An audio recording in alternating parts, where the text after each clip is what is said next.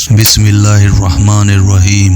اللہ تعالیٰ کے نام سے شروع جو بڑا مہربان اور نہایت رحم کرنے والا ہے۔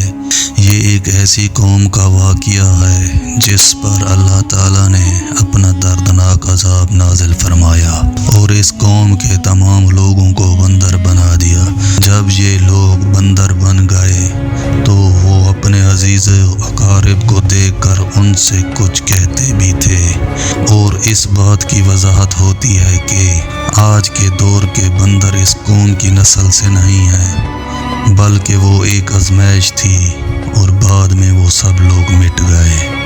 حضرت داؤد علیہ السلام کی قوم سمندر کے کنارے ایک علاقے ایلا میں رہتی تھی اور ان کی تعداد 70,000 کے قریب تھی۔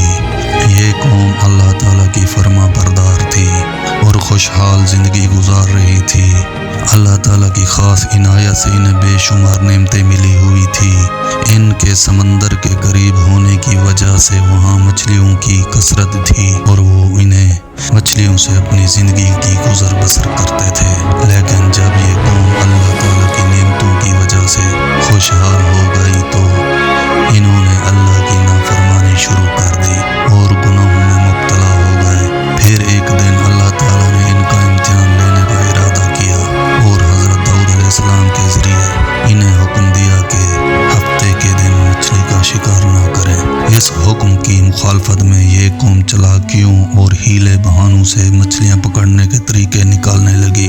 شیطان نے انہیں مشورہ دیا کہ وہ سمندر سے کچھ راستے نکال کر بڑے بڑے تالاب بنا لیں تاکہ ہفتے کے دن مچھلیاں ان راستوں سے ہوتے ہوئے ان تالابوں میں آ جائیں اور اگلے دن یعنی اتوار کو انہیں پکڑ لیا جائے۔ یہ قوم اس ہیلے میں مبتلا ہو گئی اور یوں وہ ہفتے کے دن مچھلیاں پکڑنے لگے، حالانکہ یہ بھی حکم کی نافرمانی کے زمرے میں آتا تھا۔ یہودیوں کے 3 گروہ بن گئے۔ ایک گروہ وہ تھا جو شریعت کی اس مخالفت پر ناراض تھا اور شکار سے باز رہا۔ دوسرا گروہ وہ تھا جو خود تو شکار نہیں کرتا تھا لیکن نافرمانی کرنے والوں کو بھی منع نہیں کرتا تھا۔ اور تیسرا گروہ وہ تھا جو کھلا کھلا اللہ کے حکم کی نافرمانی کرتا تھا اور ہفتے کے دن شکار میں مشغول رہتا۔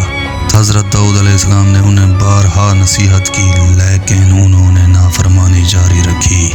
اللہ تعالیٰ کا عذاب نازل ہوا اور وہ سب بندر بن گئے۔ بندر بننے کے بعد یہ لوگ اپنے رشتہ داروں کو پہچانتے تھے لیکن کچھ بول نہیں سکتے تھے۔ اس قوم کی نافرمانی کی تعداد 12,000 تھی اور یہ 3 دن تک زندہ رہے، نہ کچھ کھا سکے نہ پی سکے اور پھر سب کے سب ہلاک ہو گئے۔ آج کے دور میں پائے جانے والے بندروں کے بارے میں حضرت عبداللہ بن مسعود رضی اللہ عنہ سے سوال کیا گیا کہ کیا اسی قوم کی نسل سے ہیں؟ تو حضور نبی کریم صلی اللہ علیہ وآلہ وسلم نے فرمایا کہ وہ سب کے سب 3 دن کے بعد مٹ گئے اور اللہ تعالیٰ نے اس نسل کو باقی نہیں رکھا۔